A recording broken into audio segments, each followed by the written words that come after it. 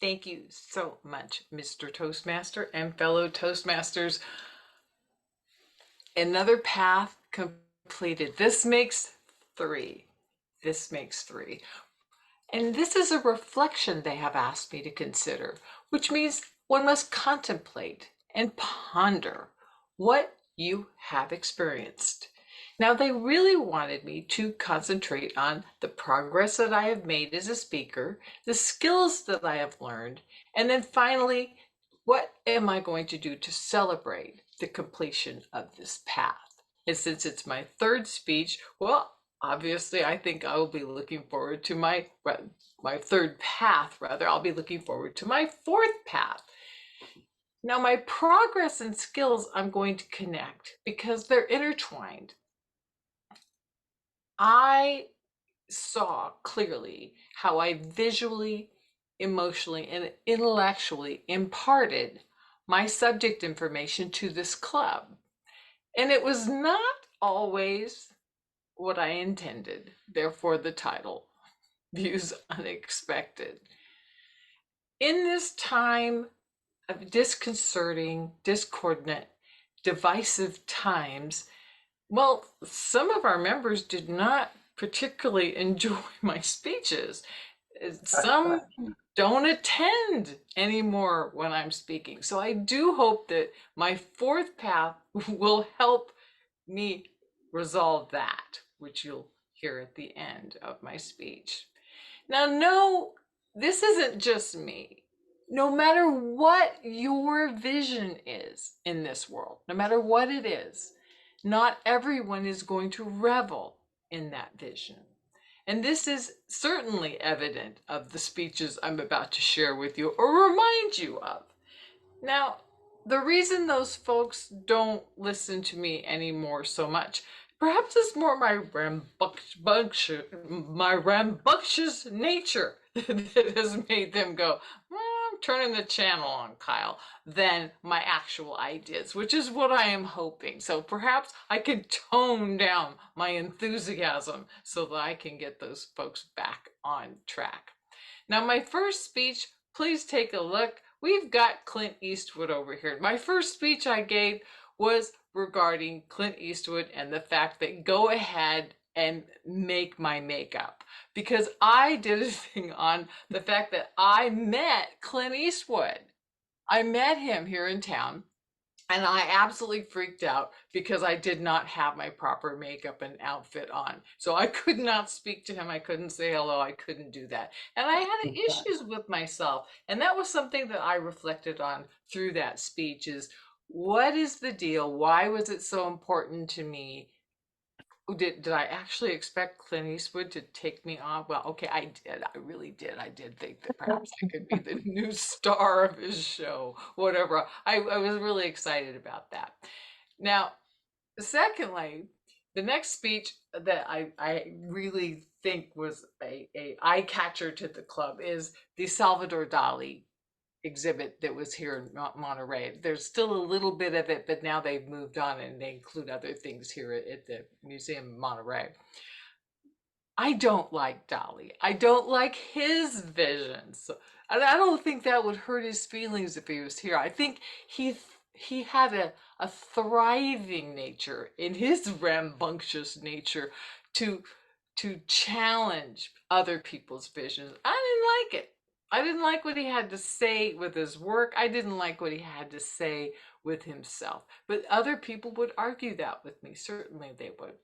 Now, when it came to the next speech, it was my leadership. How do I lead? And I'm very much a fan of everything to do with the real George Patton, not so much George C. Scott, but George Patton himself with the lead, follow, or get out of my way.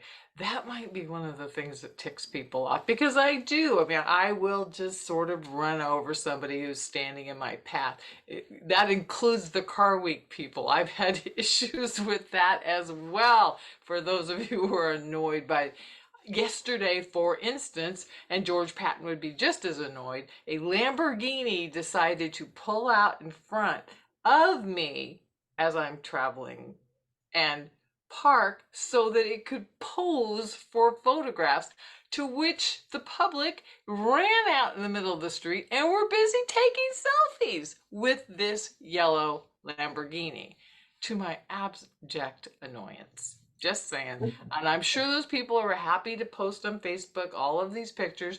But again, my vision is get that car out of my way. I feel exactly like the other speaker did. Get out of here. I don't care. I had a girlfriend who was in Carmel a couple of years ago, and she made the quintessential car statement. You seen 500 Ferraris? You seen them all. And that's pretty much how I feel about that. Let's see, how do I change? Come on, Kyle. I've got the, why is it not moving? Why aren't you moving? I'm trying to switch, and this should be working like clockwork. And where is Salvador Dali's clock? Oh, here I go. Whoops. Unmute myself. Okay. Then I gave a speech at the Mexico Toastmasters for International Women's Day, which ticked people off as well, because my view on that, while the other women were, women need this, women need that. And I thought to myself, this is pre-Barbie. I think women have got it made in this shade. I think all of the women that were speaking that particular day, and again, I was not a popular speaker, I think the advances women have made are astronomical, and that I prefer to see people getting rid of the labels of I'm a woman, I'm a this, I'm a that. I think we should just be human beings, just be people. And I think that women we're superstars, and we don't need to be women. We don't need to be a color. We don't need to be a gender. We just be out there.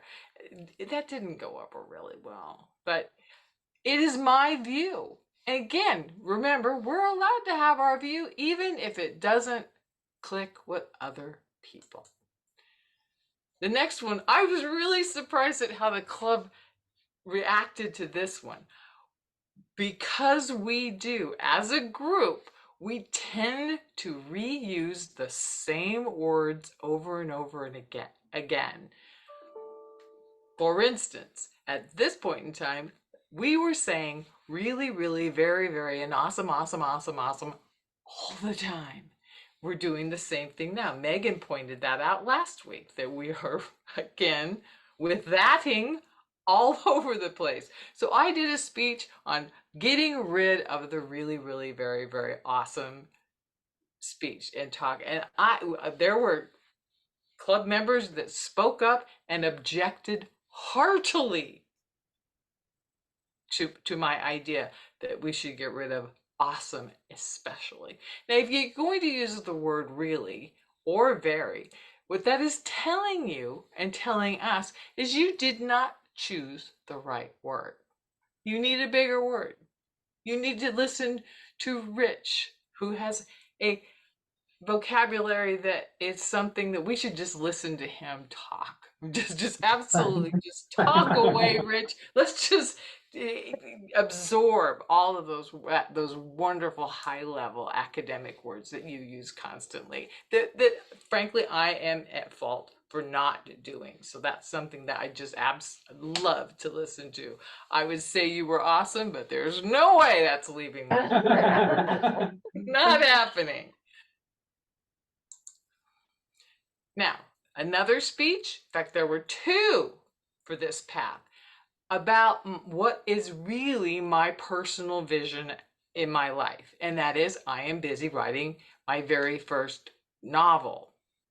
And that didn't go over well, which surprised me. Another thing that I found, isn't that something that the people didn't like the way that I presented that particular speech. But this is what I'm doing, and this is actually part of the book.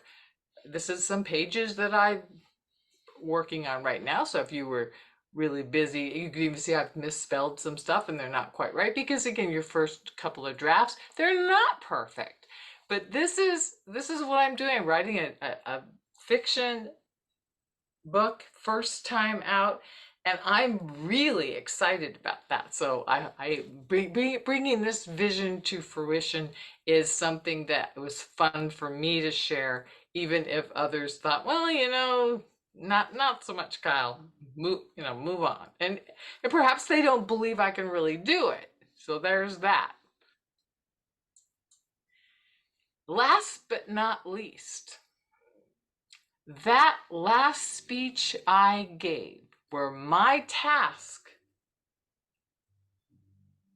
was to be in charge of a panel discussion, this club amazed me. I had no idea what they were going to do with the idea of how to resolve panic in America.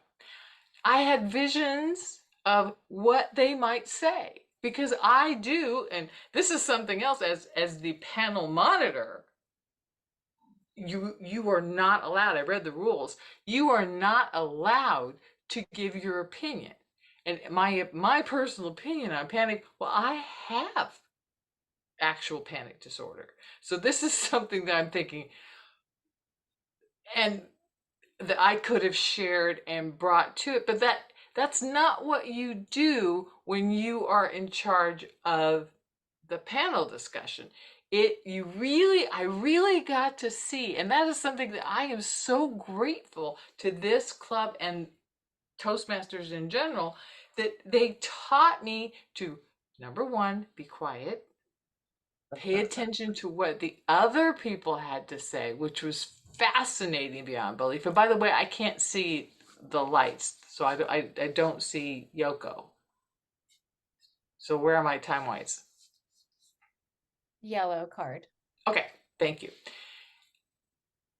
These people took the panic situation to another level that fascinated me. I learned so much about them that fascinated me and made me so proud to be a member of not only Toastmasters, but certainly of this club, and sign me up to be their friends as well.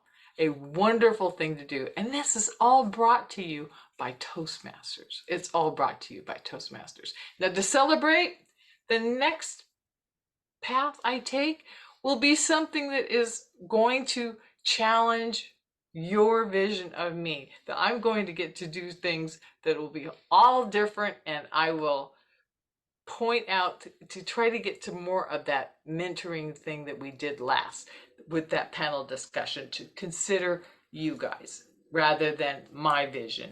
I'm looking forward to speaking about your visions, and I'm excited to share it and give it right back to our Toastmaster. There you go. Thank you so much.